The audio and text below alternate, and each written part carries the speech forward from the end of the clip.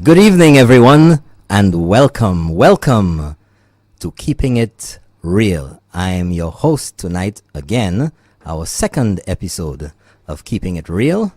And in the studio with me tonight on the controls is Mr. Lionel Ellis. And just walking in is the man himself, Champagne. I know many of you are waiting expectantly for, or have been waiting expectantly for the show tonight. There's been lots of response online, lots of comments, a number of different places. Social media was abuzz this afternoon when the promo went out. It is important and is paramount during any type of negotiations for there to be credibility on both sides of the table. And I'm sure most of you know where I'm going with this already tonight. There has been lots said lately about healthcare in St. Lucia, about St. Jude's Hospital, about the OKEU Hospital, about the length of time it has taken successive administrations to deliver on St. Jude's Hospital in the south of St. Lucia in Vieux Fort since the fire in 2009. There's been lots said about the government's position, this current administration's position, about the previous administration's inability to deliver after many promises, to deliver on St. Jude's Hospital. And of course, lately,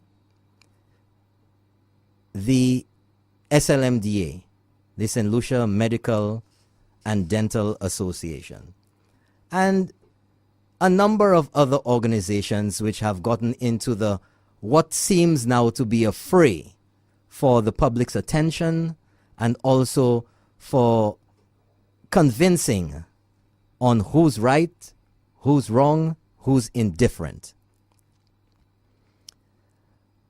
What has really caught the attention of St. Lucians over the past few days, in fact, Friday last week, was a situation which occurred as a result of a meeting which had been scheduled between the St. Lucia Medical and Dental Association and the Prime Minister of St. Lucia.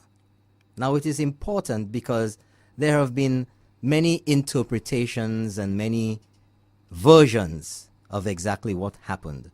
But I think it's important when we delve into finding the truth or getting the facts in situations like these or like this, that we go through it methodically and step by step, the whole investigative process.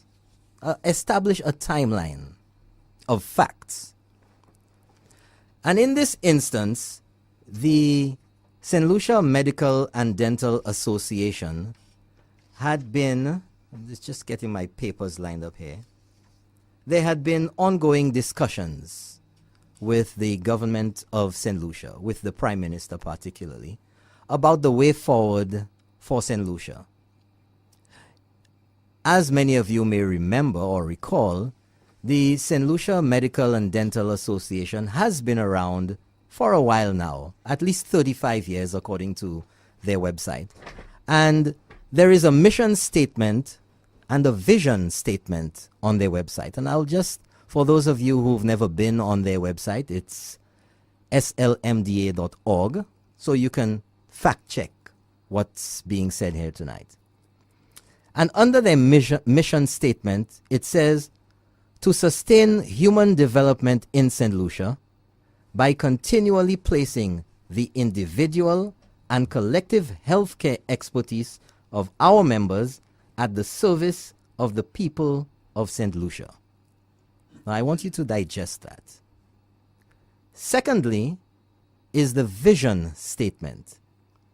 And it states, to achieve and promote excellence in medical care for the betterment of all St. Lucians. Now, I think the vision statement is where we shall start, or at least focus on at this point in time. You will observe from me just reading that a few seconds ago that the vision statement does not state that it is to promote excellence in medical care for the betterment of all St. Lucians after 2016. It doesn't state that it is for 2017 or 2018. It states that this is the vision of the St. Lucia Medical and Dental Association, period, for all St. Lucians. That suggests or clearly means that the St. Lucia Medical and Dental Association is committed to healthcare for all St. Lucians from its inception. Not that it would be doing anything in the background, playing coy, but this is the vision statement, a definitive statement of care and attention for the health of all St. Lucians. Now, where I'm going with this is that recently, in the back and forth with regard to St. Jude's Hospital, the president of the St. Lucia Medical and Dental Association has been asked on numerous occasions why the deafening silence of his association during the previous administration, when St. Jude's Hospital, just as now, had not been delivered upon. In fact, at that time, there had been multiple promises by the Prime Minister and the Minister of Health, Alvina Reynolds, and Prime Minister Kenny Anthony, about the state of St. Jude's Hospital and its progress. There had been multiple revisions of what it would cost to complete St. Jude's. We've all heard the figures. 20 million, 25 million, 35 million. There's a famous, now famous video circulating. It's on YouTube, where Dr. Kenny Anthony, at one of the multiple interviews on the premises of the construction site of St. Jude's, stated that he anticipated that by the time of completion of St. Jude's Hospital, we would have received a state-of-the-art hospital, and it would have cost about $60 million. And to which he further added that, you know what, I think it will have been, or it would have been, monies well spent. Quote from Dr. Kenny Anthony, somewhere around 2015. So the question to ask now, looking at the vision statement of the St. Lucia Medical and Dental Association, an organization which has been around for at least 35 years, you would expect that they would be committed, that they would be resolute, that they would not be political, and that their sole interest, their sole focus would have been the health and care of all St. Lucians, regardless of the political party in office at whatever time during their tenure as the St. Lucia Medical and Dental Association. So we were left to ask, based on the statement of the president of the St. Lucia Medical and Dental Association, the SLMDA, what was meant by the statement that the SLMDA was working in the background. This is the statement of Dr. Alphonsus St. Rose, that they were working in the background. Now, let me make it quite clear that the St. Lucia Medical and Dental Association also, during all of this time, had at their disposal their own website on which they could make statements, they could release their own press releases, they could post whatever articles about healthcare, about negotiations, about concerns, about anything they wanted regarding healthcare in St. Lucia. But it is peculiar that for whatever reason, and again, I will direct your attention to the SLMDA website at slmda.org, the evidence that we have, how do we judge the statements that are made with the evidence that we have available? On the SLMDA website, if you go to news articles or stories, there's on the lower right-hand side of their screen, of that page, there is the archives. And the archives on many websites, for those of you who go to many websites looking up for information, there's usually a section called archives, and it indicates the number of articles over a previous period of time, whether it's months, whether it's years, or whatever period. And, you know, it just struck my attention that looking on there, at the bottom of that list is February 2014. Now, I must draw your attention again to the fact that the St. Jude's Hospital fire was in 2009.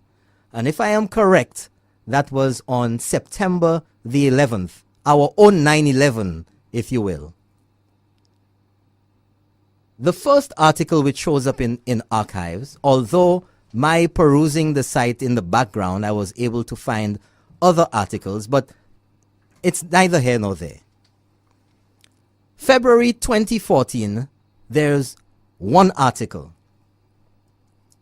The next article is in April 2014, one article.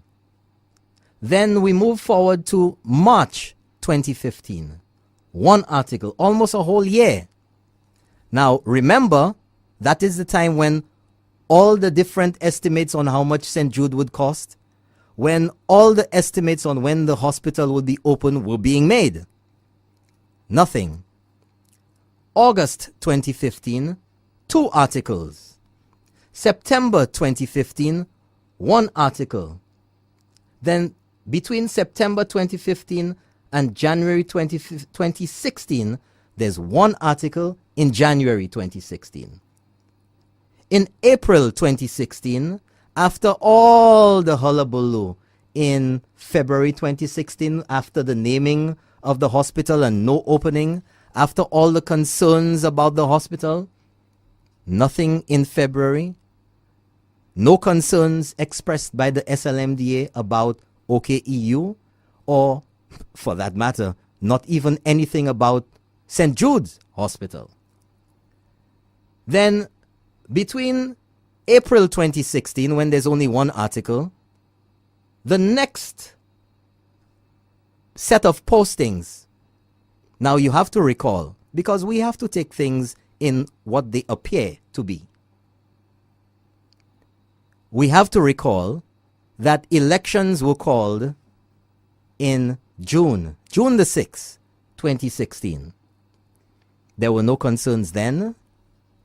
The government, the United Workers' Party government, decided to halt the operations at St. Jude. There was no article, there was no expression of any concerns from the SLMDA at that time. The next articles on the SLMDA site began again after April 2016. Next articles were in March 2018. That's right, this year. Almost, and for all intents and purposes, 2 years of absolutely no concerns, no expression of anything at all. And one is left to wonder, what exactly did or does Dr. St. Rose mean by saying that they were working in the background? Because they did not make use of print media. There were no stories in the newspapers. There was no outrage or concerns on social media. There was nothing on TV. There was nothing on radio. And of course, if you want to argue that possibly the previous administration may have exercised some unusual control over all these mediums, including Facebook and everything else, and prevented the St. Lucia Medical and Dental Association from posting or saying anything at all on radio, TV, social media, or in the newspapers. They had their own website. And you're left to ask again that since nothing was said in 2011, 2012, 13, 14, 15, and even into 2016, what was being done right, or what was being done in the background that changed so drastically from those years to 2016, 17, and now 2018 to cause the SLMDA to become so vocal? Was there any less concern for the health of St. Lucians between 2011 and 2016? Were people not dying? Was the hospital not continually being postponed for reopening? Was the amount of monies being spent not forever increasing? Now, I will leave that here for now, and we will move to the government side of this equation. And what we should all recall, very soon after the 2016 elections victory of the United Workers' Party, the Alan Chasney, the Prime Minister, stated that, along with other ministers, and it was the government's position at the time, that because of the numerous delays in the operations, in the opening of St. Jude's Hospital, because of the constantly revised upwards of the amount of money it would take to complete the hospital, the numbers of allegations and questions which loomed over St. Jude's Hospital, it would be prudent for anyone taking up the responsibility of government and ultimately, or consequently, if you will, the responsibility for St. Jude's Hospital, that you know exactly what is going on in that place. It does not cost $500. And according to the information that the UWP administration has put out, that to this point in time, it has cost $138 million for the works and everything else that have surrounded St. Jude's Hospital. Now, I'd like to give a little analogy so people can understand the position there, because it's all logical. And a number of people were saying, well, why is the hospital stopped for so long? Fix St. Jude's is a common expression that we've heard with relation to the government's position and the challenge to the government. Many of you have worked at restaurants. Many of you have worked on cash at supermarkets. Many of you have worked out of St. Lucia. And to those of you listening in the US and Canada and the UK, I know there are some people who indicated that they would stay up to listen to the show tonight in the UK. And over there, it's now 21 minutes after midnight. Thank you very much for tuning in. The moment that you change shifts and you acquire responsibilities for whatever is handed over to you, whether it's bears, whether you're a bartender, whether you're on the cash at a supermarket, wherever you are, if you accept what is handed over to you, whether you verify it or not, at the end of your shift, you are responsible for any losses or any negatives that are resultant in the final count at the end of your shift. Now, we're not talking small change here, folks. We're talking about $138 million. Would any of you accept the responsibility for $138 million without knowing where that money was spent, knowing that eventually, if there was any query on the undergoings or the undertakings at St. Jude's Hospital, that you would be responsible because you did not verify what you were taking over? Is that logical? Does it make sense to you? And I have to tell you, and if you're honest with yourself, the government was prudent in its queries, and particularly in commissioning what was it? An audit into exactly what went on. A financial audit and also a technical audit. You can't just stay on the outside and look at the hospital and figure out what was going on. You have to get the paperwork. You have to get the supplier's bills. You have to verify the equipment that you have in storage. You have to verify what was done on the ground. You have to verify who were paid for services. All of this to ascertain what the situation is that you are inheriting. Many people say the expression is, it's your baby. Well, St. Jude's Hospital is now the baby of the United Workers' Party government. And when you acquire, or when you have, or when you deliver a baby, it's your responsibility now. Doesn't matter who the daddy is. It's your responsibility. And if you don't find out who the daddy is, guess what? You become a single parent. And I don't believe that this administration wants to become a single parent to the tune of $138 million without knowing who the daddy is. We just had Father's Day.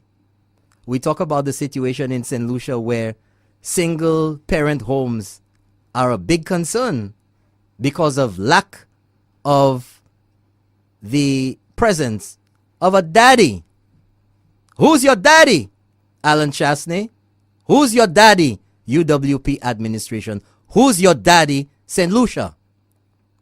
And these are the questions we have to ask, whether it is sensible that an audit, two audits, a financial audit and a technical audit.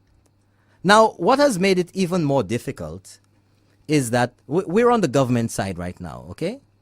And these are the explanations which have been given. So we have to take the information coming from the government as well as from the SLMDA and any of the other parties, particularly the St. Lucia Labour Party, and examine them sensibly.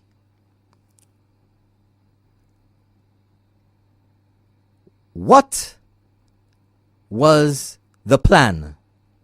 That is the question. What was the plan for St. Jude's? And apparently, according to the information from the government, there was no plan because they couldn't find it.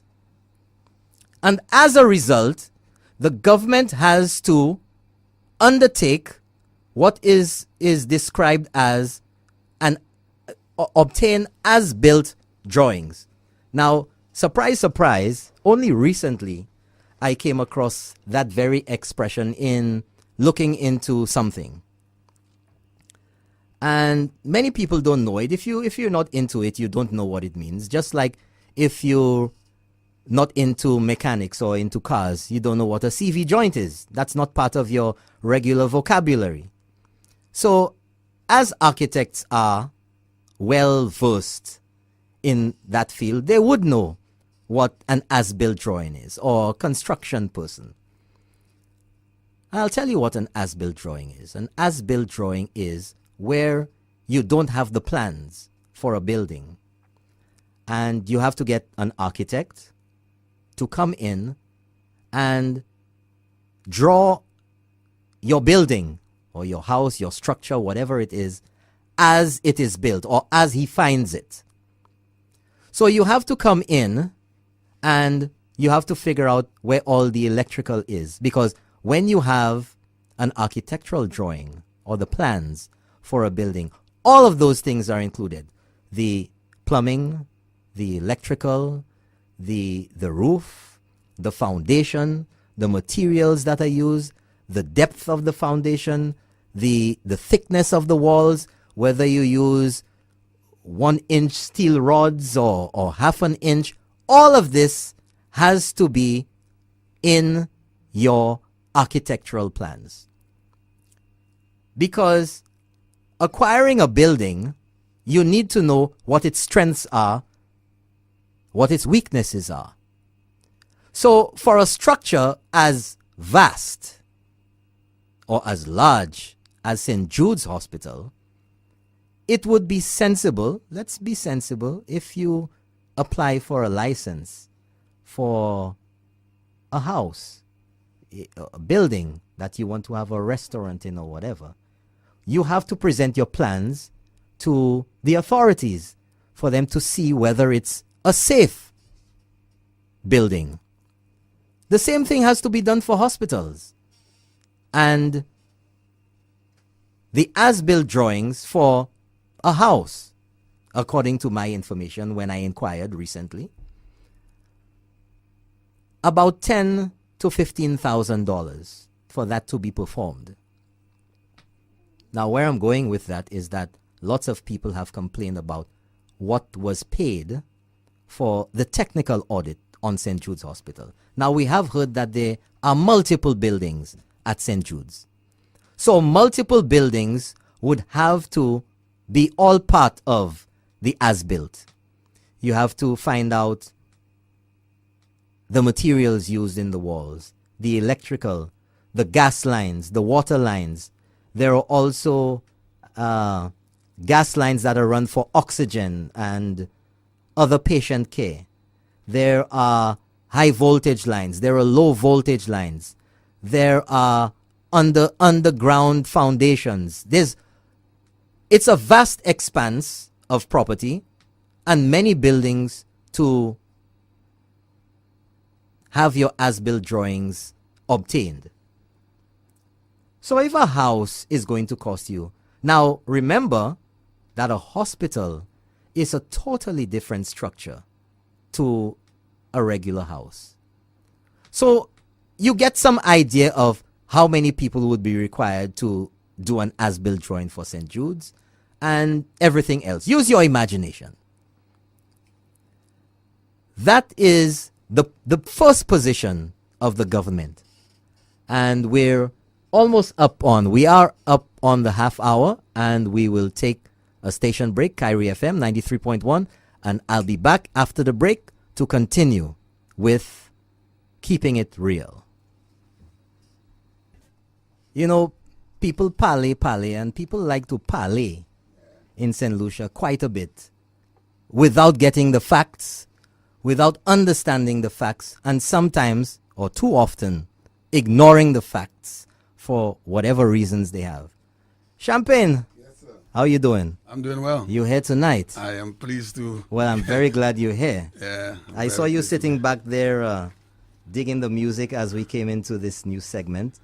I chose this song to intro the program because it describes how we so often are in St. Lucia. Mm-hmm. So many people just talk mindlessly and refuse to at least, it's okay if we have differing opinions. But some people are inexplicably ignorant. They deliberately not want to hear the facts because they may be of a different political persuasion, of a different religious persuasion, or whatever other reasons they may have for not wanting to hear somebody else. Like we say in St. Lucia, tet yo wed. He wed.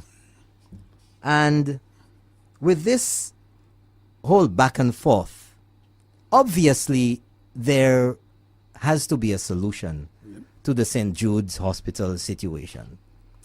And obviously, something has gone utterly wrong. Terribly wrong. With St. Jude's Hospital. Terribly wrong. It is now 9 years. Yeah. Unbelievable. We've had an extended period of 2011 to 2016 of an administration that kept giving different dates, that kept giving different amounts on what it would cost us to have a state-of-the-art hospital. Now,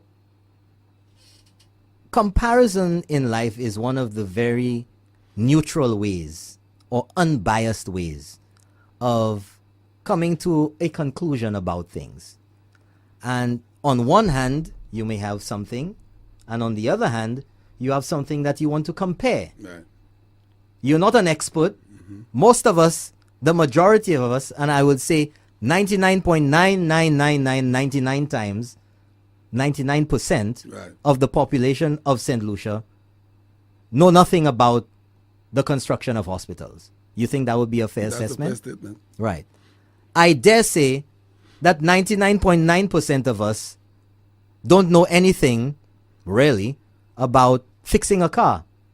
We'd be lost. The most that anyone out there would know, maybe change a tire, maybe replace some fluids with the basics. Yeah. But when it comes to diagnosing a problem in an automobile, when it comes to fixing it, when it comes to even taking it apart, we're lost. Of course. I will not pretend and say that I'm a mechanic. I'm not. Exactly. And if you come to me and say that I believe that you can do it, then you're a fool. If I tell you I can and I can't, I have no business fixing cars. But the important thing here is that we all have life's experiences. I may not be able to tell you what a piston is in a car. I may not be able to tell you what the sheeting is supposed to be in a hospital operating room. But if I go into any building, whether it's a hospital, whether it's a private house, whether it's a supermarket, and the floor is sloping to one side, you can tell. I know something's wrong. Exactly. I don't have to be a rocket scientist to figure that out. If I'm walking through a corridor in a hospital where I know people are pushed on stretchers, they're pushed in wheelchairs, and a wheelchair can hardly go down the corridor, I know something is wrong. Definitely. I'm not dotish, You know. right? If I'm driving my car and all of a sudden I in St. Lucian onomatopoeia, right? If I hear that, Yeah. You know, I know something you is may have a wrong. flat tire. Exactly. I don't have to know what the it problem is. is, Exactly. but I know something is wrong. That's right. You know, That's right. if I come in here tonight and I can't hear the music, the lights are off, I can't see anybody inside there. There are no lights coming from the control board. Yeah. You think I have to be a master engineer to figure out that something is wrong inside there? Exactly. So the analogy I'm making here is that St. Lucians are not stupid. People are not foolish. Many people have gone to St. Jude's. As a matter of fact, many people from different walks of life in St. Lucia have been to St. Jude's. In fact, it was opened up recently, a few weekends ago. Government officials have toured the site. Architectural persons, political types have toured St. Jude's. We've had experts touring the sites. We've had local experts. We've had foreign experts. We've had experts hired by the government. We've had all sorts of people.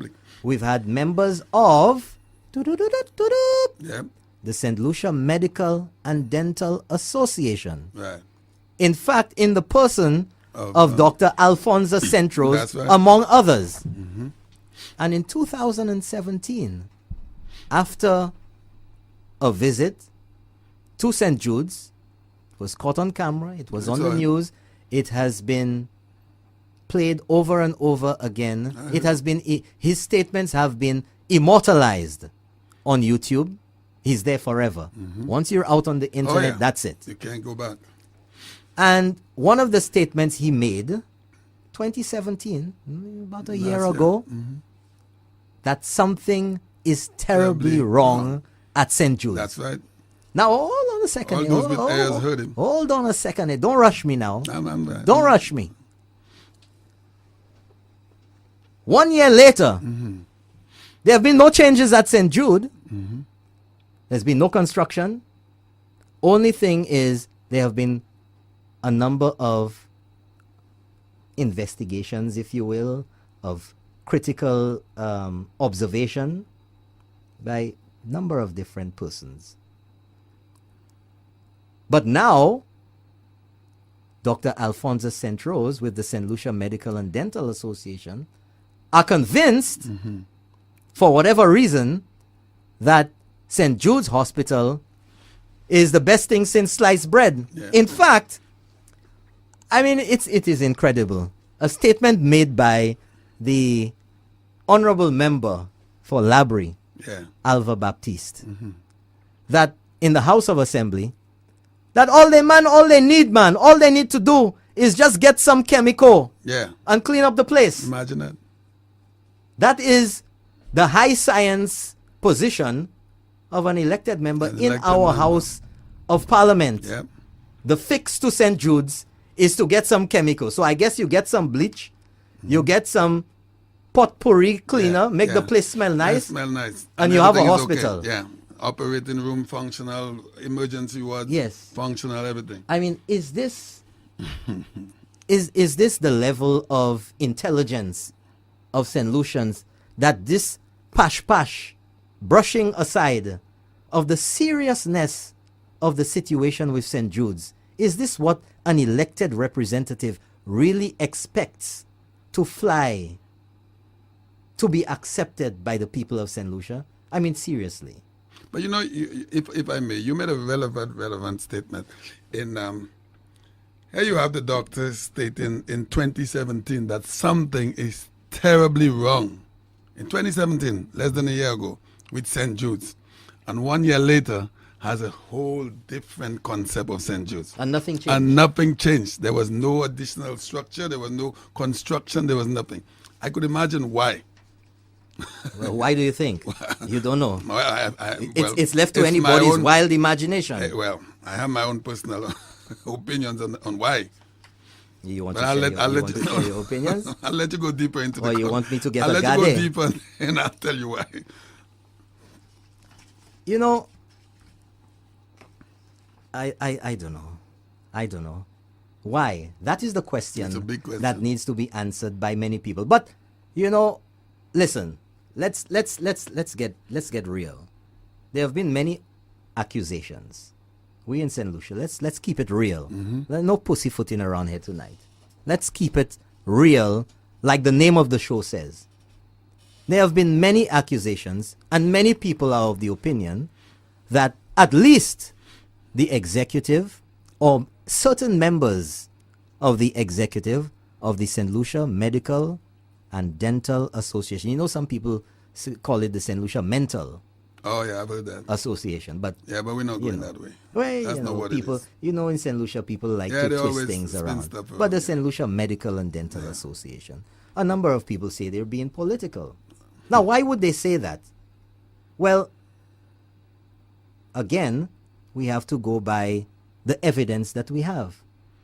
Since 2011 to 2016, the Medical and Dental Association, which has committed themselves in their vision statement to achieve and promote excellence in medical care for the betterment of all St. Lucians. So again, I ask the question, where is and where was the excellence in what was happening at St. Jude's? So before the break, I was on a train of thought there. I said comparing one object or something to another. We have the OKEU Hospital, which on the 21st of June of February 2016, had an elaborate presentation and speeches and everything by the former administration the day before our 38th and 37th anniversary of independence for the naming of the OKEU hospital. Now, I've been over there. It's amazing. It's world class. The OKEU hospital, to steal a phrase from Dr. Kenny Anthony, is a state-of-the-art hospital. And anyone who has not been there, I encourage you to have a look. Have a look at the OKEU hospital.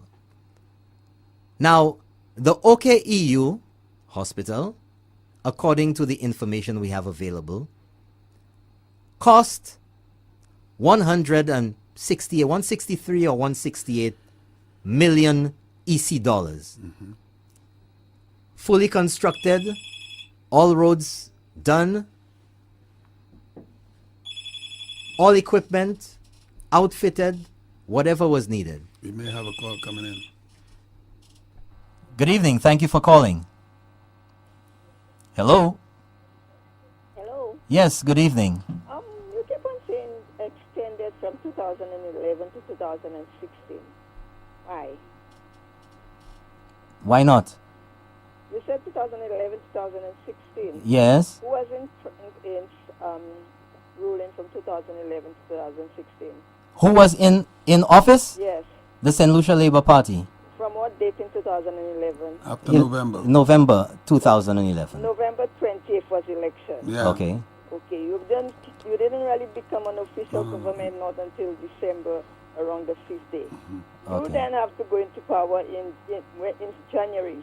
Okay, then you would have to be, after the budget, then you would have to be seeking your finance, all sorts of things. You come in with a government that started a hospital from 2010, the whole of 2010, the whole of 2011. You now, you have to pick up from there, so you would have to find your budget. It's a whole lot of things to go on. So why now is you saying it's like it's only them that have, it's like you're saying it's only they are to blame. Caller, hold on a second, caller. Hold on a second. You see, that is exactly what I was saying earlier about the prudency or the prudence of this administration. When you take over, it is your responsibility to take over and find out exactly what is going on. However, we do also have information from the remaining year, because you will recall, if you do. But Sanchez, what's her name? The Lady King, whatever name, something King, Sandra Santa King. There was a whole report detailed. Hold on, caller. Hold on a second. You're getting ahead of everything. You're getting ahead because we have not mentioned anything regarding Shanta King or any report of the sort. You're getting ahead of the game here. Yes, but I heard you talk about the audit, the technical, but Yes. so they like today. There have not been nothing on the audit and the technical. People need to see that. Absolutely, caller. And you will recall that the Prime Minister, as well as the Minister Guy Joseph, has said that the Prime Minister will be making a statement on the state of healthcare in St. Lucia and what the government has decided. It was supposed to have been within a period of time. I can tell you that is coming shortly.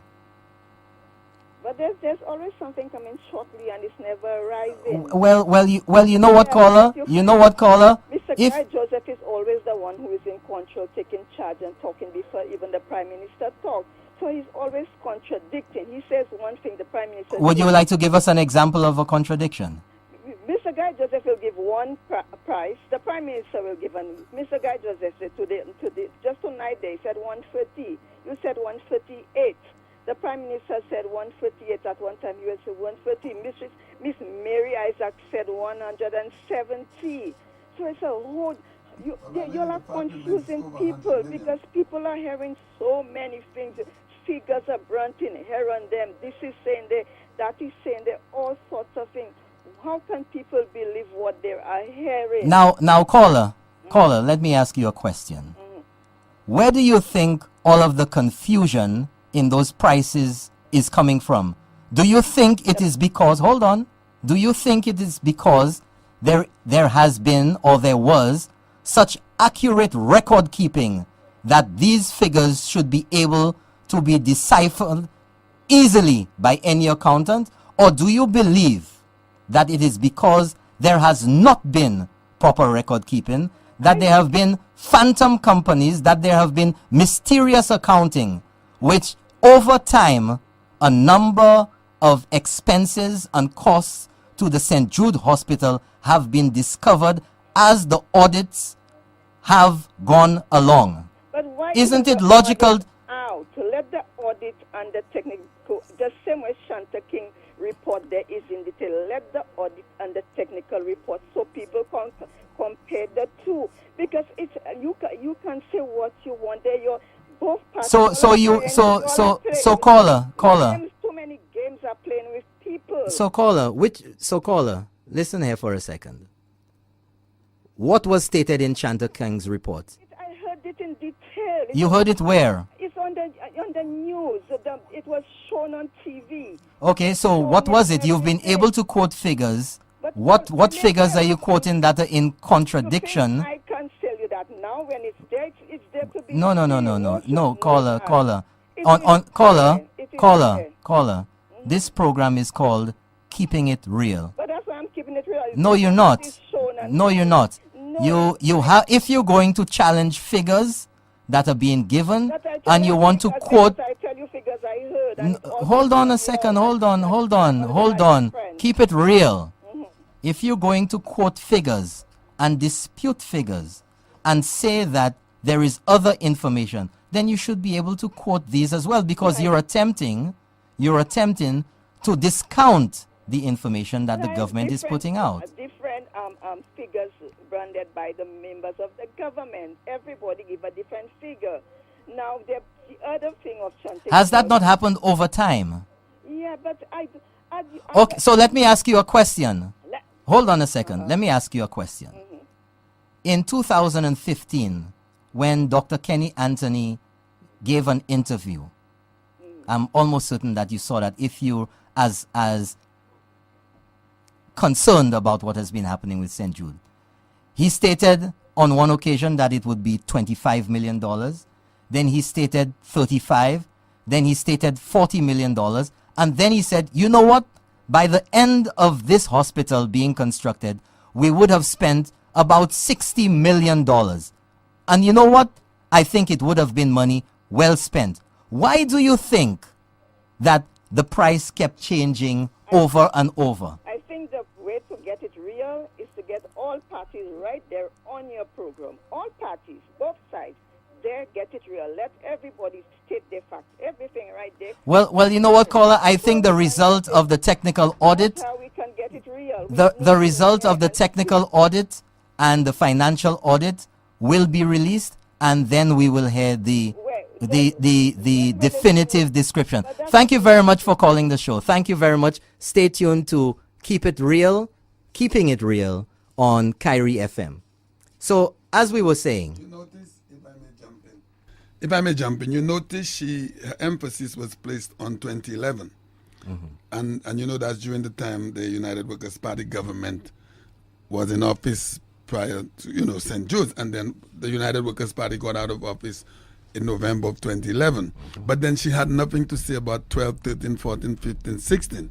Everything that was said, she was placing the whole focus on 2011. well, you know, as the name of this program suggests, and as we will continue doing, we'll keep it real.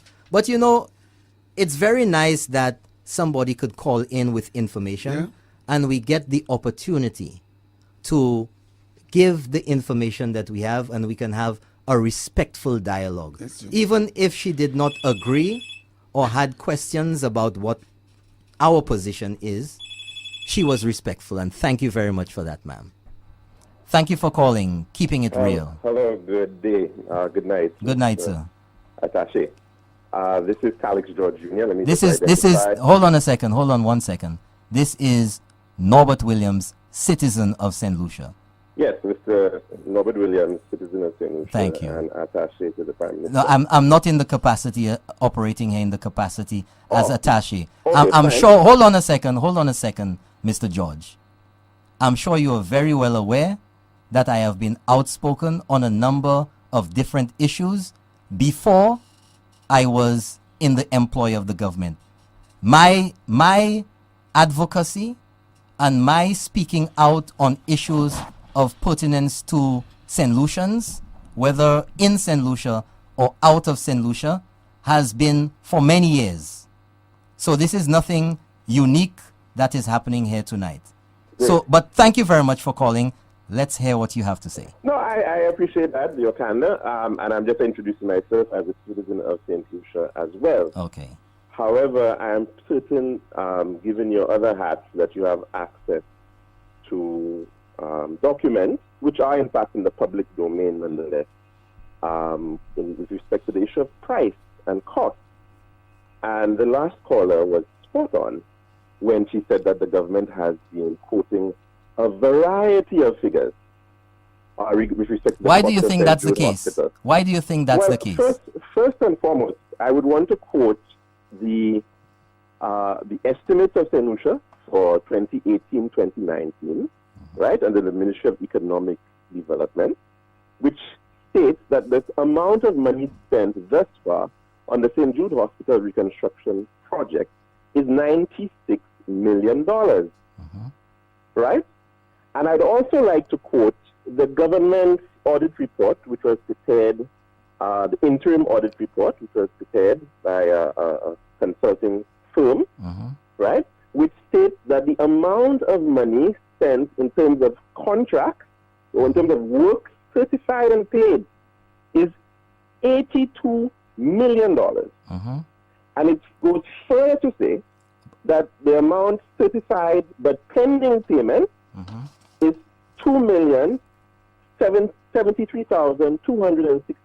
$2,073,269.94, which would mean, therefore, that you have about $84 million worth of work done. No, it does at not. the No, it St. does Jude- not. You Yes. use And hold let on me a second. explain, Hold and on let a me second. explain, Hold on. Mr. Before we go Mr. ahead, and get muddled, let's just sort out something that you said. You used a very important word, certified. That suggests that there are works and contracts which still remain uncertified. But I Therefore, just gave it to you. There were works that were certified and paid. yes, And that was a value of $2 million. yes. Right? And that was You said certified, that was right? From 20. You Sorry? said certified. The two Yes. examples you gave were certified. Yes, but what I'm that's saying correct. to you is, your use and the use of the word certified in the estimates are very specific. No, this is not the use of the word certified in the estimate. Certified with respect to a contract, Yeah. right, means works that have been done and they have been certified by the consulting engineer. Right. In other words, that the works have been done and they have been done of a certain But if value. you were paying attention Now, if earlier, there was- now, if there hold was- on. You're ignoring what I said before to push your point. What's that? What I said earlier is that the accounting, the paperwork, the accountability for a lot of what went on at St. Jude's is up in smoke.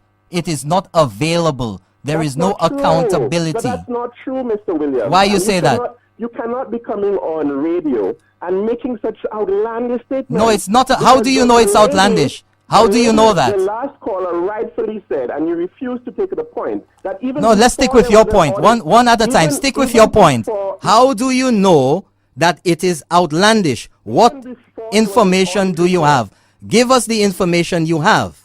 Mr. Williams, Yes. you are therefore saying that the Ministry of Finance, that the Budget Office, that all these agencies within the Ministry of Finance, right, are so far off, right, in terms of their accounting of that project, that they would be saying that they've spent us for $96 million and the government is going and quoting 118 million. And I'm going to explain to you where the government is getting that 118 million dollars from, because it is mentioned in the report that 118 In which report? million In which report? in the same interim audit report, which the government spent nearly $1 million on.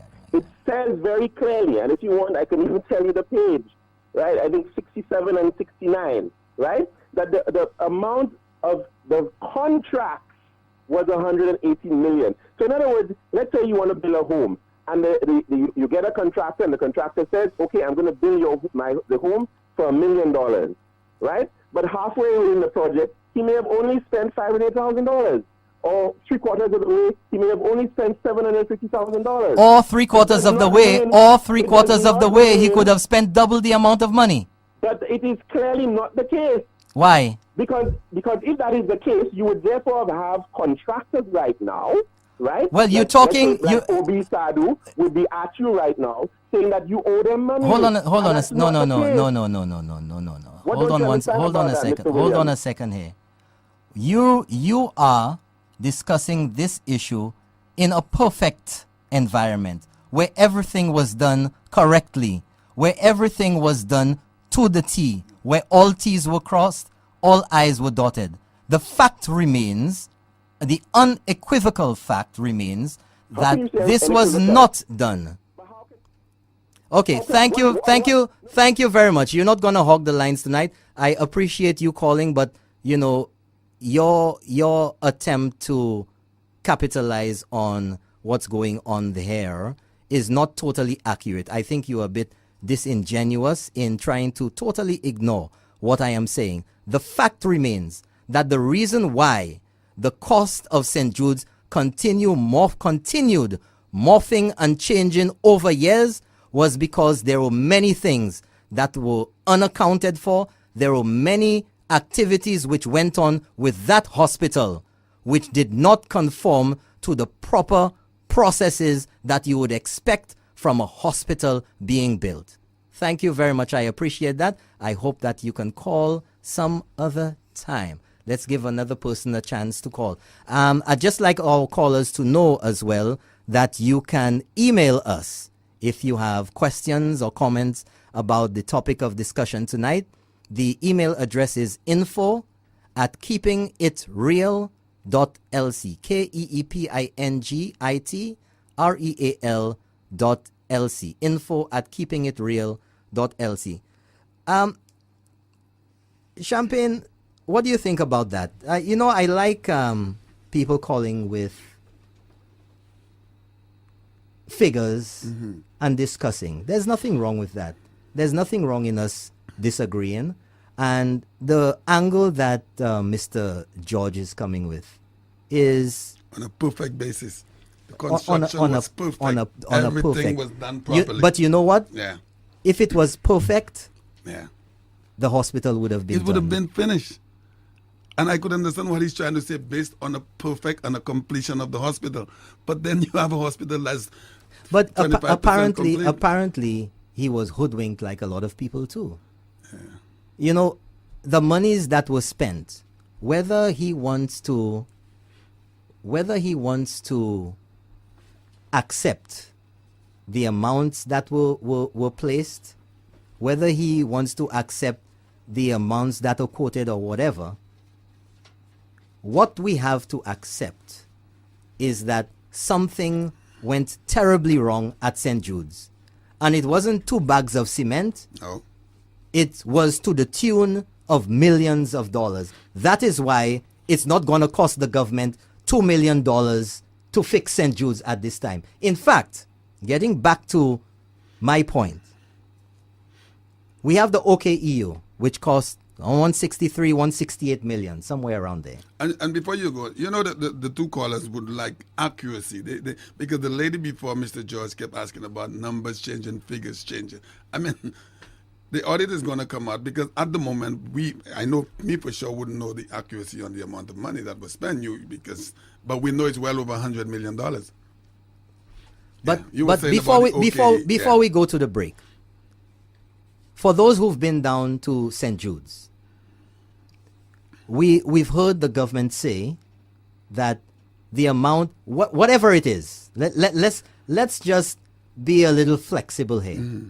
Whether it's $118 million, whether it's $138 million. The OKEU, outfitted, ready to operate, in service for all intents and purposes. It's open.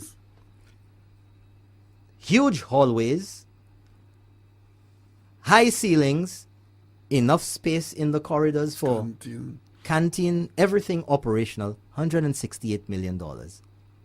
We have St. Jude's Hospital, which has been described as barely 50% complete, costing $138 million. Forget that, $118 million. Forget that, let's say $100 million. Forget that, let's say $90 million. Okay? Still not complete. The government is saying at 50% complete, to redo St. Jude's Hospital, to complete it, will cost at least $100 million. Wow. Now, when we complete St. Jude's, it still, as far as I'm concerned, will be nothing compared to the OKEU Hospital at $168 million. And we would have spent, at the low end figure that Mr. Calix George suggested, $90 million, it would have cost $190 million and still not be up to par with OKEU. We're going to take a break. We'll be right back. Thank you very much for joining us again.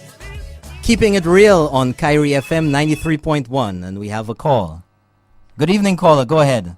Good evening, sir. How are you doing? Good evening. Fine, thank you. Thanks for calling. Guy Joseph. Good evening, sir.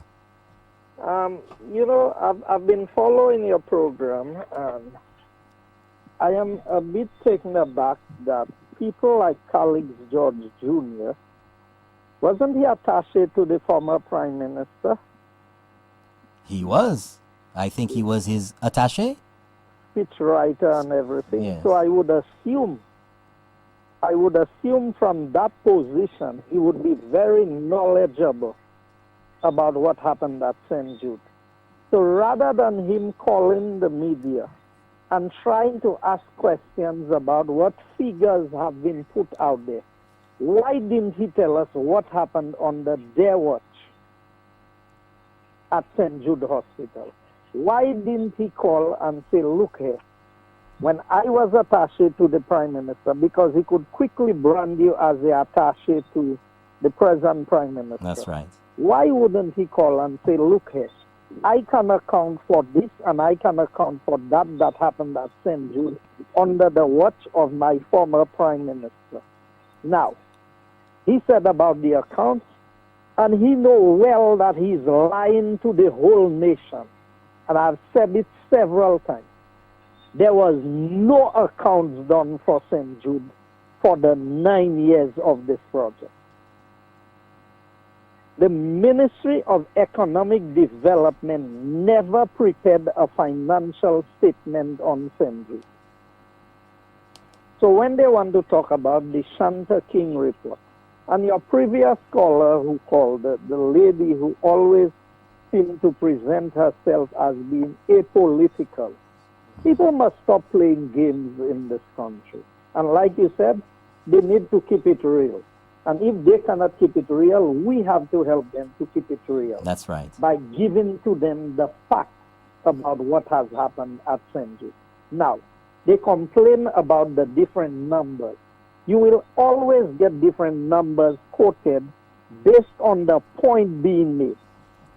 So in the initial technical audit, what was found by the technical audit is that $118 million worth of contracts have been issued, and then $82 million of this have been paid, and the balance, some of it is awaiting payment.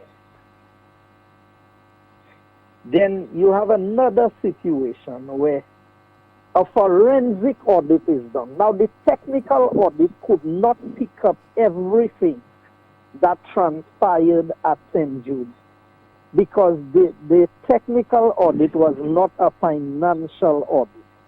So you may hear the Prime Minister quoting figures that comes from the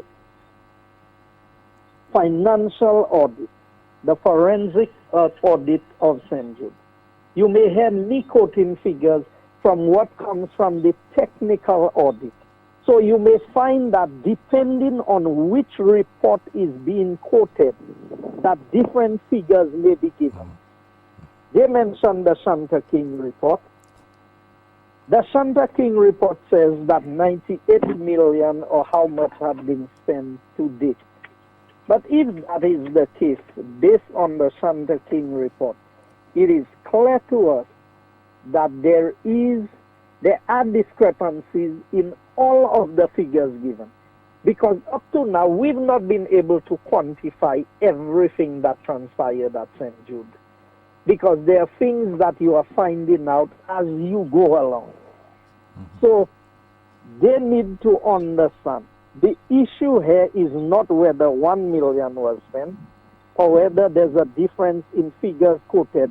And they want to make it look like because Minister Isaac gives a number from one perspective and Minister Joseph gives a number, that's myself, and the Prime Minister gives a number, that this is where the confusion is. That is not where the confusion is at St. Jude.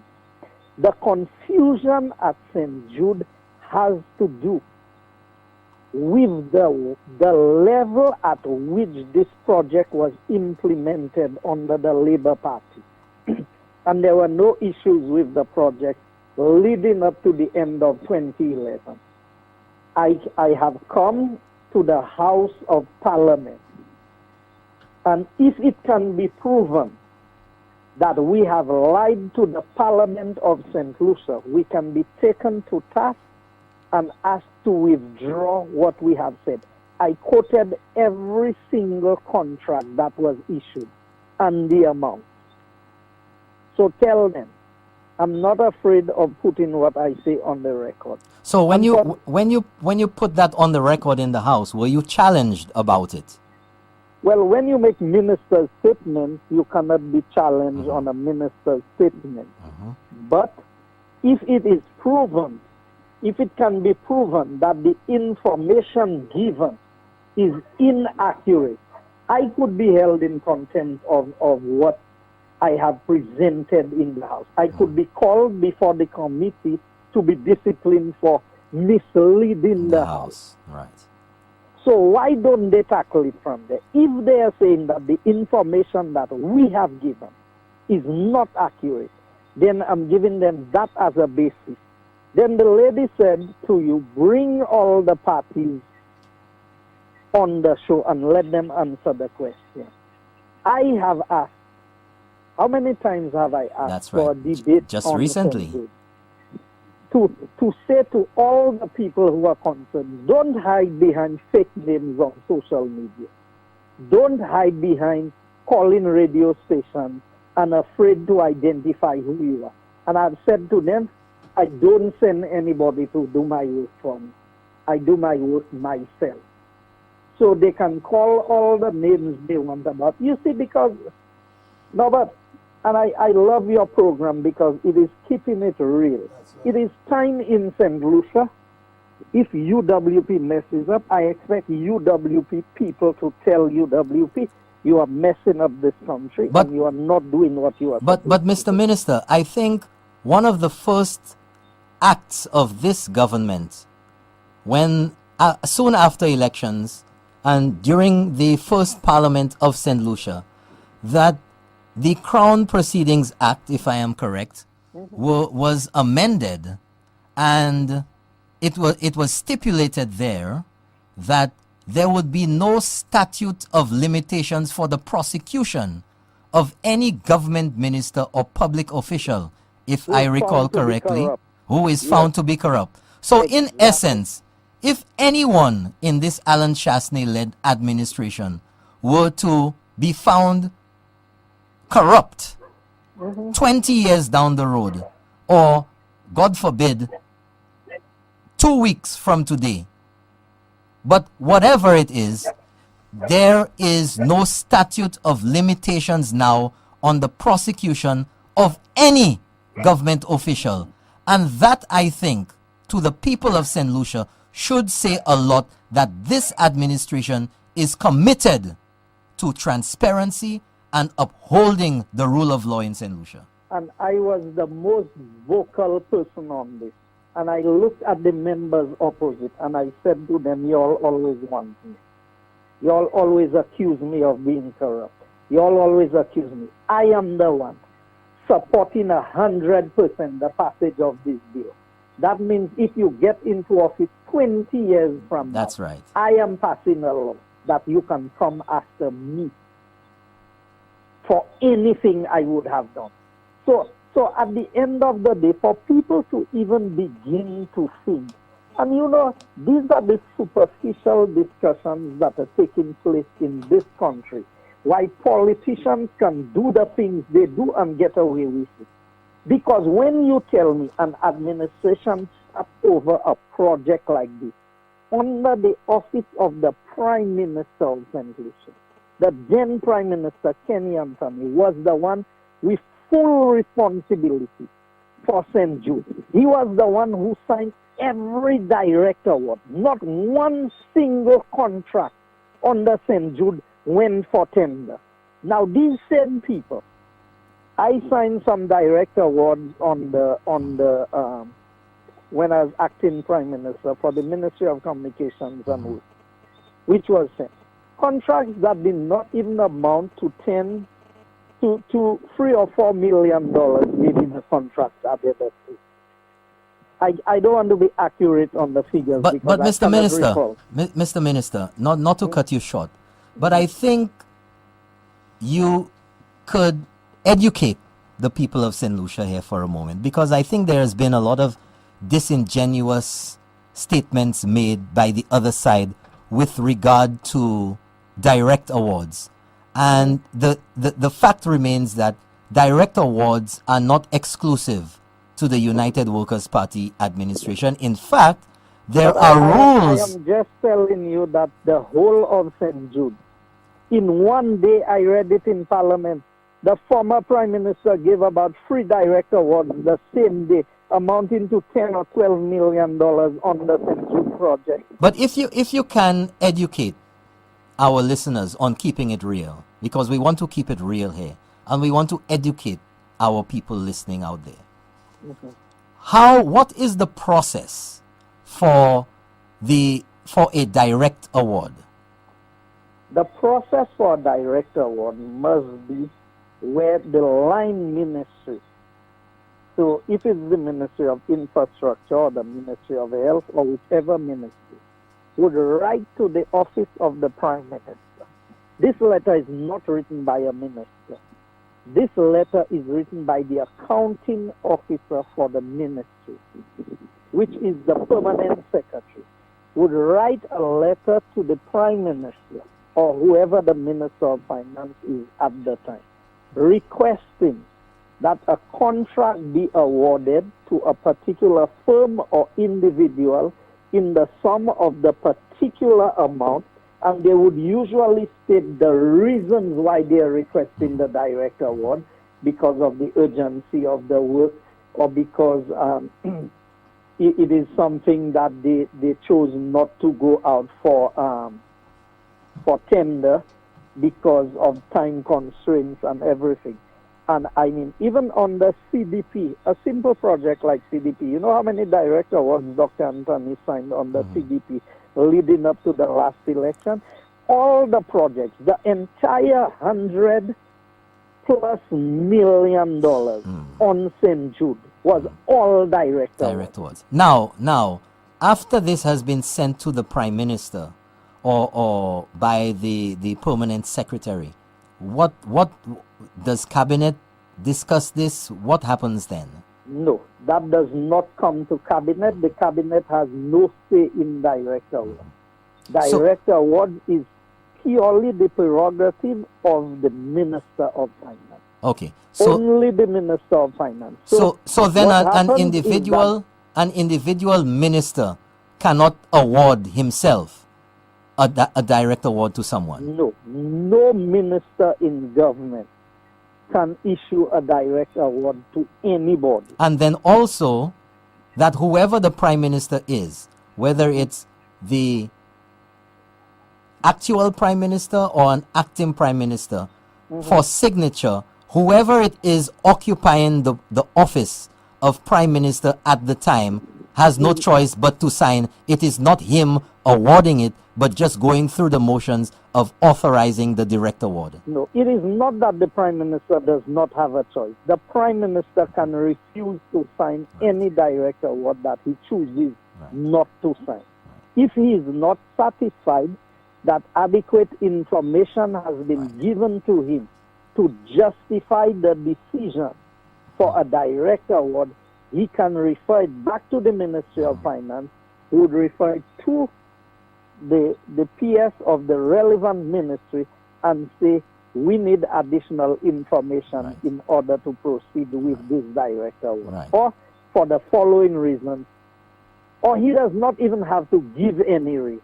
He can choose not to approve a direct award. Okay. So going back to St. Jude, as you were saying. So, Norbert, what our people must understand is that an atrocity was done against the people of St. Lucia in this St. Jude project.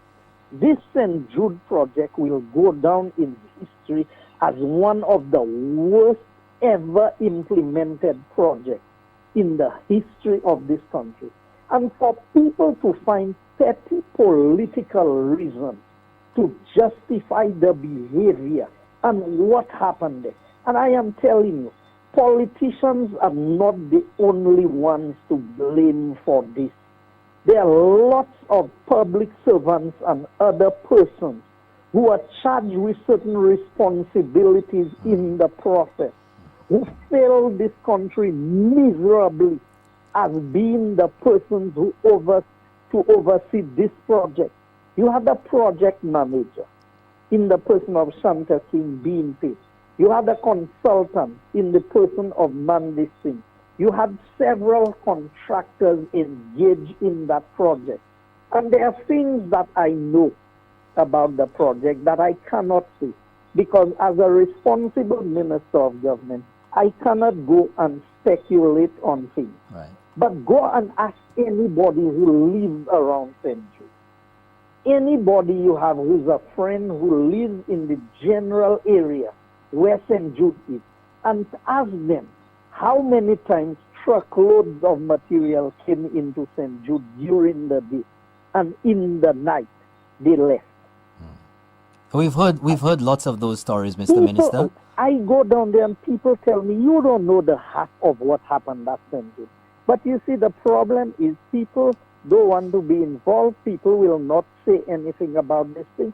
But for all of this to have gone on, while the people of Viewfort continue to suffer without a hospital being completed, and for members of parliament on the opposition side now, who was in government for 5 years, to feel comfortable with themselves, that they are satisfied that they did the best that they could, tells me that there's nothing I can give these people to do for me. And the thing is that for my 2 years in government, I am disappointed with myself that I have not been able to do more with St. Jude. I am disappointed that I have not been able to finish that project. And it's not through any fault of mine, but I still feel responsible because I have been elected to an office. So it's not about passing the buck and saying, oh, Labour Party did this and I'm not responsible. I have my share of responsibility as the minister, because I really feel that if I have listened to myself from the inception, and if I have listened to the Prime Minister more so, and we have gone ahead and gone straight and realized that, look, we cannot do this thing the way we want to do it. Let's just do what needs to be done for a hospital in this house. By now we may have finished, or we may have been closer to finishing. But then you would have had the responsibility of everything that would have gone wrong after that. No, I'm not talking about the existing facility. You know, I'm talking about making a quick decision that, look here, if that cannot work, let's just do it. But we've delayed on this because we have tried to find every avenue to finish St. Jude that is there. I have brought in close to a dozen of experts, and some of them I send them down there with other people. I don't go with them, hoping that they would come back and tell me, okay, we can do this and we can do that. And everyone who does a walk through the hospital would come back and tell us, look here, I'm not putting my signature on anything pertaining to this being a hospital. I don't want to identify with this. If somebody else can do it, let them do it. Well, thank you very much for calling, Mr. Minister. That was the Honorable Guy Joseph. Mr. Minister, before you go, can we extend an invitation to you at some point to come into the studios on Keeping It Real and have a nice chat about your work and the issues confronting your administration in St. Lucia? I would love to do that, and I would love to come and discuss that matter with the Medical and Dental Association. So maybe when you're inviting me, you should invite the Medical and Dental Association. I think if anyone, particularly Dr. Alfonso St. Rose, is listening now, because I'm sure almost the entire population of St. Lucia is listening, because the promos went out this afternoon. If you're listening, Dr. St. Rose, you heard it right here. The minister. Because let me tell you why I'm saying this, Mr. Williams. Because it cannot be right that people will use their office and their influence in this country to mislead so many people. They always tell me, you don't have no expertise in this. I know what I have expertise in, and I know what I don't have expertise in. But the difference with me is I know what I don't know. But too many of these people don't know what they don't know. And that is the problem. So they think that, so when I don't know things, I look for the experts who know. So I want to know which hospital expert they have brought to St. Lucia to advise them. So if I am badly advised, I am badly advised by hospital experts. Not by engineers, not by civil works engineers who want to play, or architects who may be able to draw a plan, who can advise me on what to do with a hospital. And if they think that FDL was the one who advised us on the hospital, they are so wrong. Because when the presentation was made on the findings of the technical audit, it was done by a hospital expert from Barbados and from Italy. These were the two people who presented to us. So I know the value of the report I have there. This is not a Gilbert Fontenot report. This is a report with the signature of hospital experts that are reputable in this region and internationally. And when people will call that into question and take what somebody else tells them because it is politically convenient to attack this government on it, I would love to have them. I would love to have John Peters, who was the one who went there and said that the hospital can be done for the range of between $50 and $5 million. I would love him to be part of the discussion because they cannot use the influence that they have to do such wrong to the people of St. Lucia, to make the people of St. Lucia believe that this government has some vendetta as to why they don't want to finish the hospital. Well, thank you. That cannot be right. Thank you very much, sir. Thank you for calling. We appreciate you taking time off to shed some light on this ongoing situation. We extend that invitation to you to come to the studios and discuss a little further sometime in the future. Whenever you're ready, you can get in touch with me. We have to take a commercial break right now, and we'll be right back. Thank you for calling.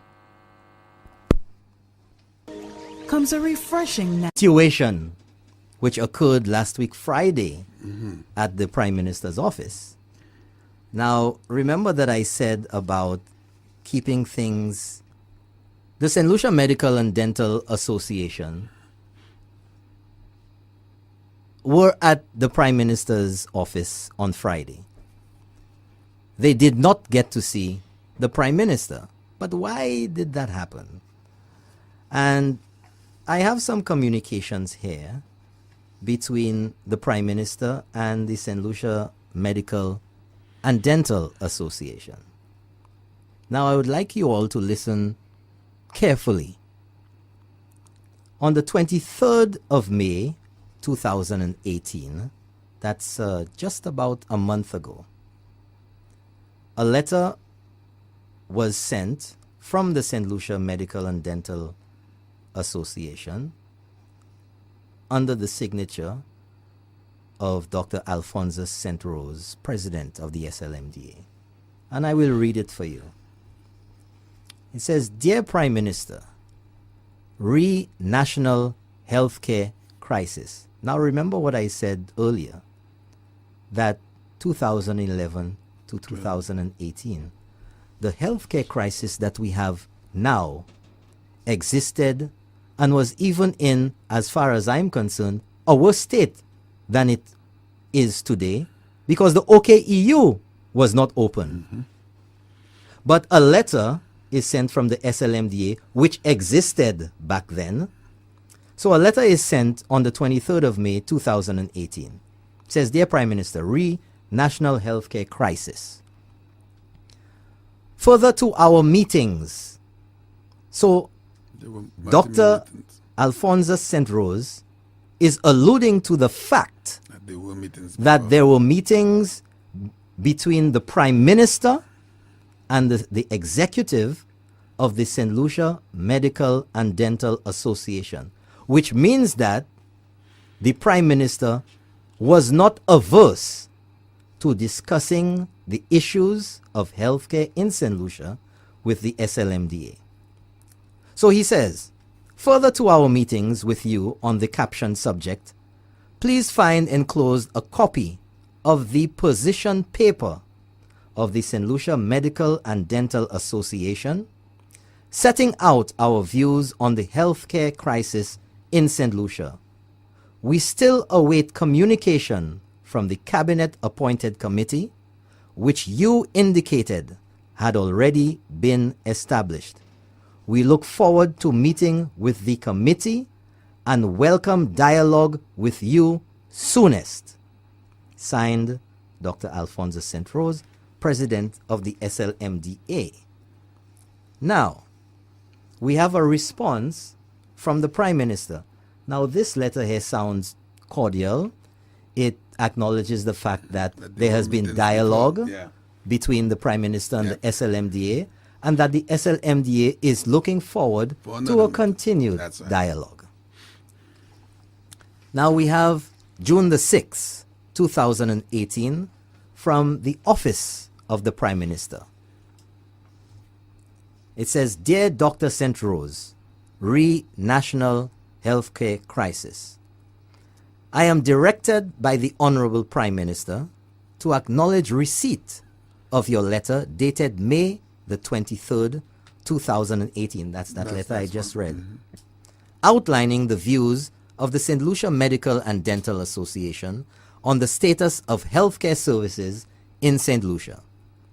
The Prime Minister is currently out of state on official government business and has agreed to facilitate a meeting with your membership, not with the executive, with your membership on Friday, June the 22nd, 2018 at 10:30 a.m.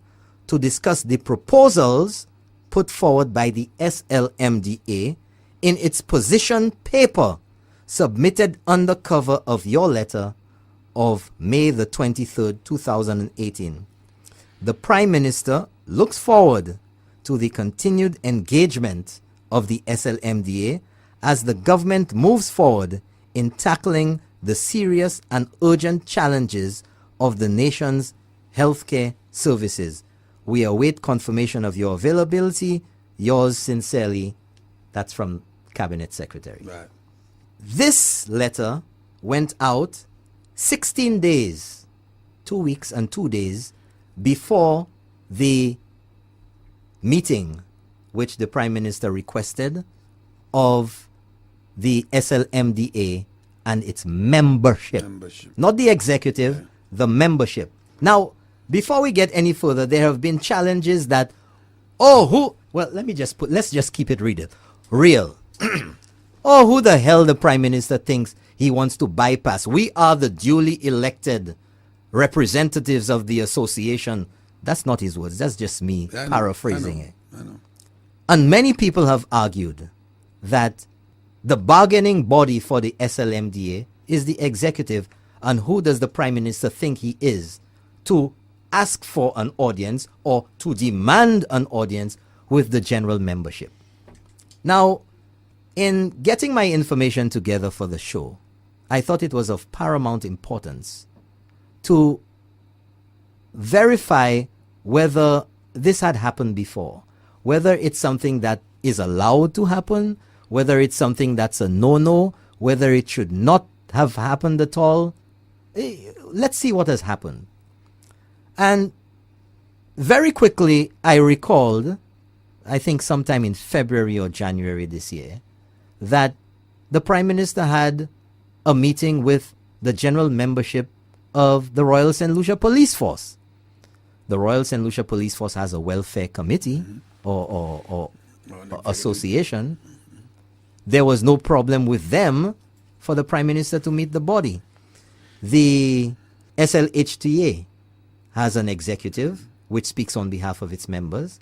The Prime Minister has met with the general membership of the SLHTA. The Chamber of Commerce has an executive. The Prime Minister has met with the executive.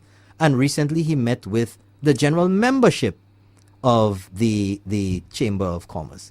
And I dare say that other Prime Ministers have done the same. So the question I am forced to ask is, what is the aversion? What is so bad that the Prime Minister would like to meet with the membership?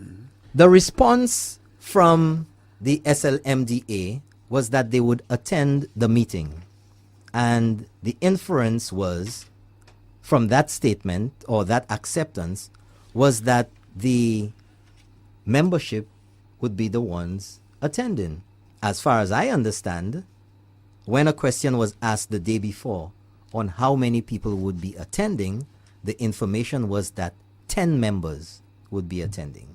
The Prime Minister was of the opinion then that he would have liked to meet, and the request was to meet with the general membership of the SLMDA, and that 10 persons coming was not a reasonably representative number of the general membership. And as a result, he would postpone the meeting, and another date when more of the general membership would have been available, he would facilitate in meeting with them. Although belatedly, on the morning of the 22nd, that's last week Friday, when the meeting was supposed to have been held, a call was made to Dr. St. Rose at 9:23 in the morning. The meeting was scheduled for 10:30. He was called at 9:23 and informed of what I just said, that the meeting would have been postponed because there were not enough members, because the anticipation was, once the numbers would have been informed to the Prime Minister's office, they would decide exactly where the meeting would be held. And that's a full hour ahead.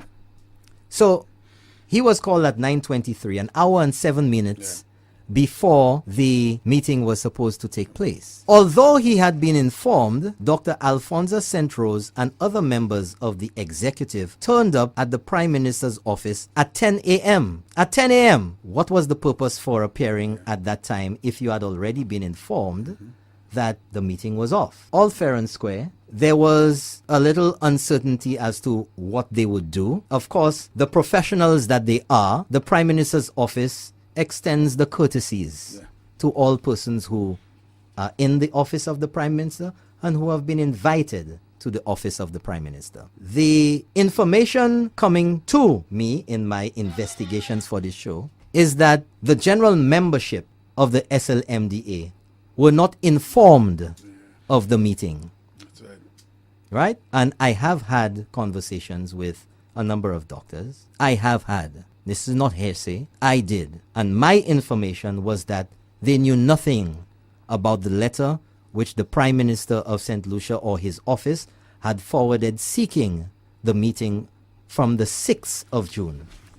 2 weeks and 2 days, 16 days in advance. So the question then is, why was that information withheld from the general membership of the SLMDA? But going even further, we have what I would kind of melodramatically describe as some sinister motives. Because, you know, in this day and age, information is key. And whilst the doctors of the executive of the SLMDA were at the Prime Minister's office, they were informed that the Prime Minister was not present. He was elsewhere because the meeting had been cancelled. That's right. And a message went out via WhatsApp from at least one member of the SLMDA to the press, the media in St. Lucia. And I have a copy of that message which went out via WhatsApp.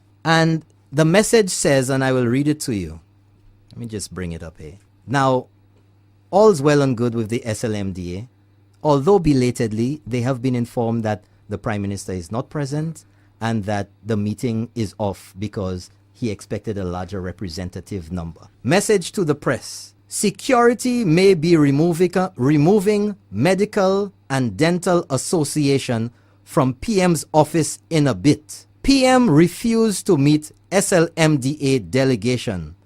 I've been told to help to inform media to be at the entrance of the PM's office as soon as possible for a story.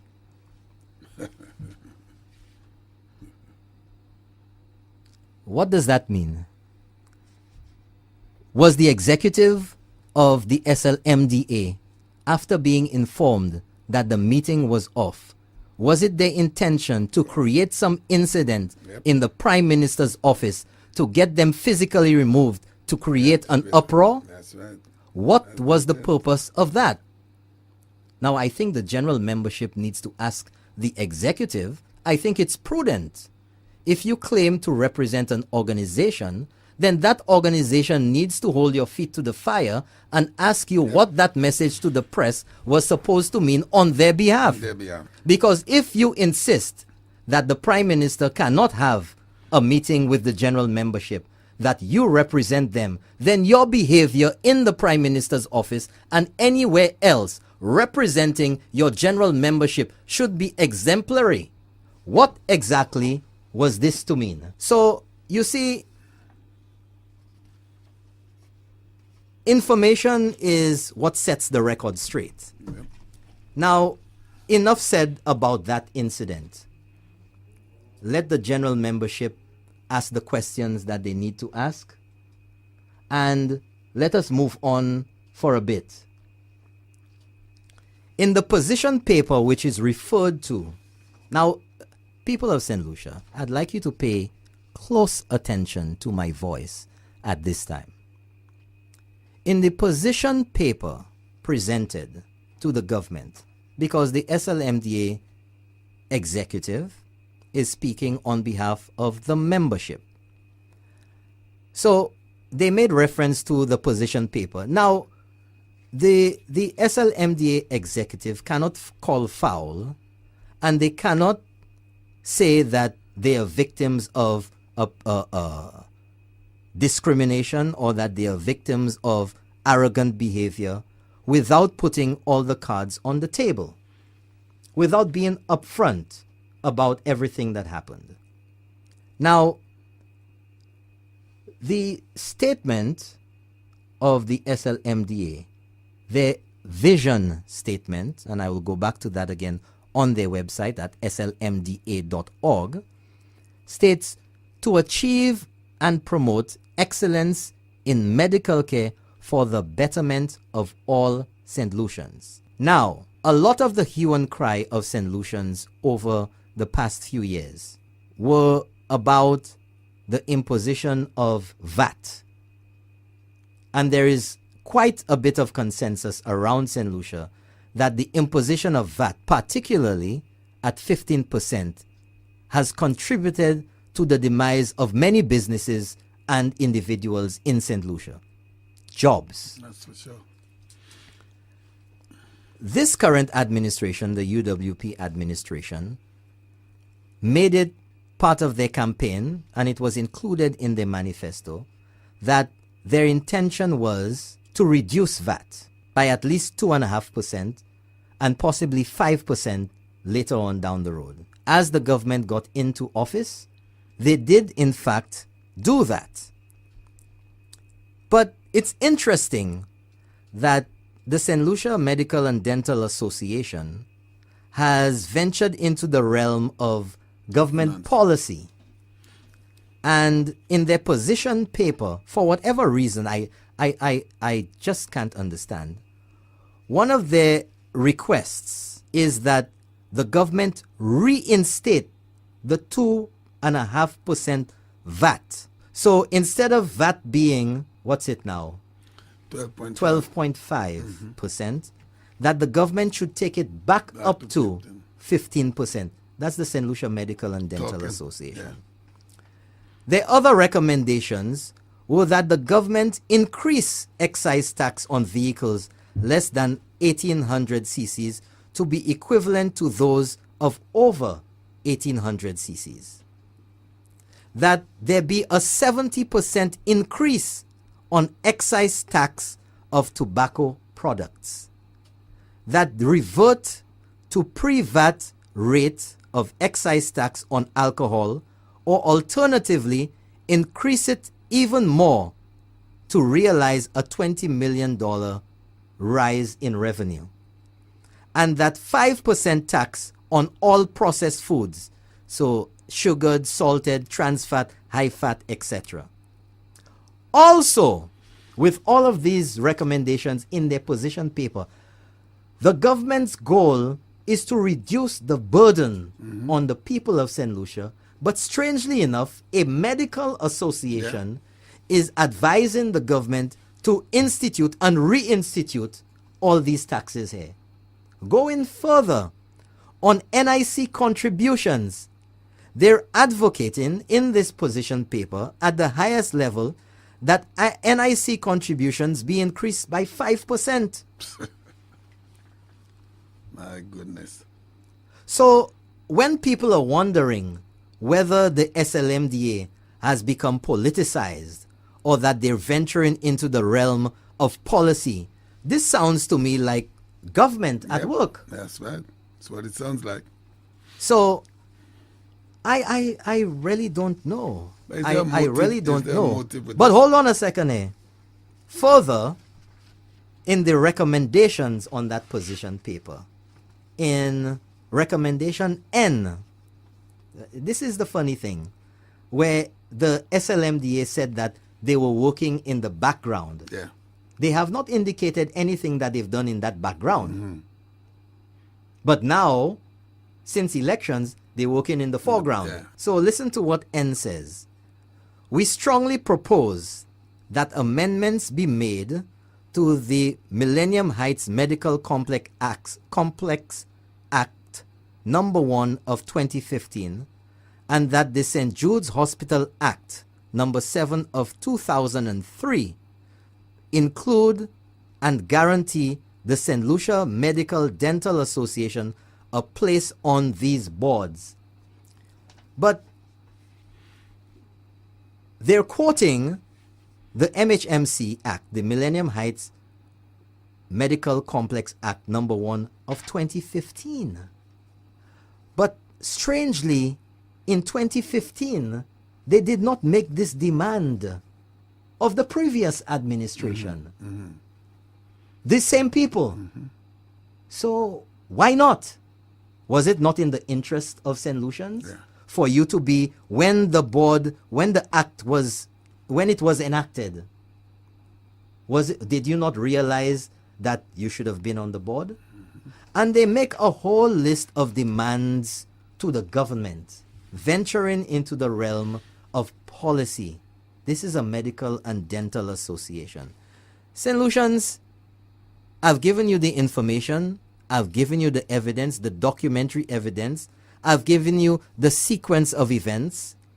I've presented to you the analogies which would break it down and allow you to better understand, to better relate, to better brainstorm the SLMDA's position, or the positions that they've taken and the actions that they've taken. And I can come to no other conclusion that the SLMDA, for whatever reason, has become politicized. Mm-hmm. And this is not me just waking up one morning and deciding that out of the top of my head after I've looked on the sunshine of a new day. I didn't have a nightmare. I didn't have a dream. I was not influenced by anyone. But looking at the sequence of events, the lack of any participation, of any discussion, of any condemnation, of any demands, of any requests, of any whatever you want to call it, by the SLMDA between 2011 and 2016, the evidence of the number of posts on their website, the evidence of them not talking to the press, not being vocal on the news media, on social media, not even on their website, which they had full control over. But suddenly, magically, the SLMDA executive is now, with this new administration, they have now found their voice. They have now found their legs. In fact, there's something here that I want to quote that I almost forgot. It's posted on the SLMDA website and it's dated the 8th of May, 2018, just about a month and a half ago.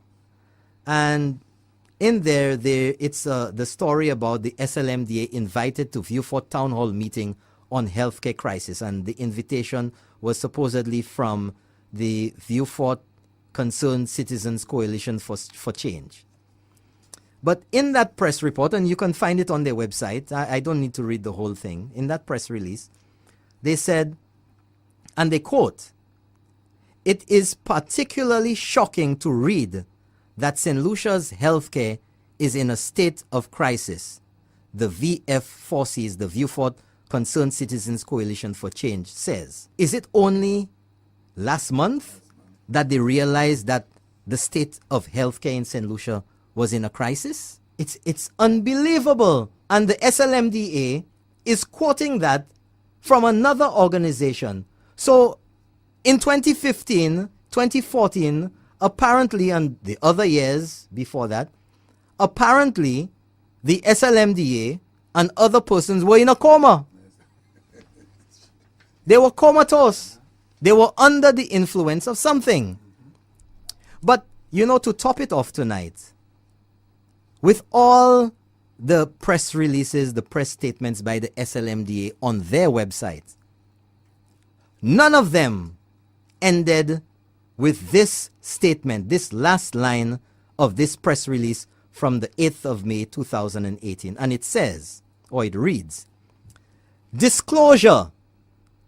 The SLMDA has no potential competing interests or conflict of interest to declare." Why would it be important to state this? Are there members of the SLMDA interested in providing any services to the healthcare discussion that we're having now? Why would this be placed at the bottom? Nobody ever accused anyone of having a conflict of interest.